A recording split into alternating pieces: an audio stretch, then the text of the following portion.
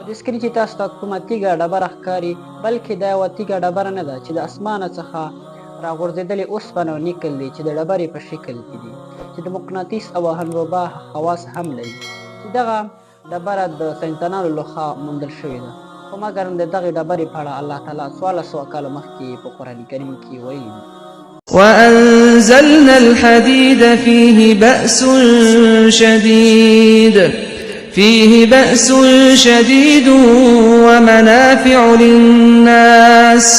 او اوسپنه مو راښکته کړه چې په هغې کې ډېر زور دی او د انسانانو لپاره پکې ګټې دي. قرآن کریم هغه کتاب دی چې په هر لفظ کې په هره کلمه کې بلها رازونه پراته دي او د نړۍ یوازینی کتاب قرآن کریم دی چې په مکمل ډول یې څوک نشي معنا کولی. هیله ده چې ویډیو به مو خوښه شوې وي در سره یې لایک کړئ او د داسې ښایسته ویډیوګانو لپاره عبدالرحیم حنانزي سره اوسئ. زموږ د یوټیوب چینل در سره سبسکرایب کړئ او فیسبوک پاڼه در سره فالو کړئ.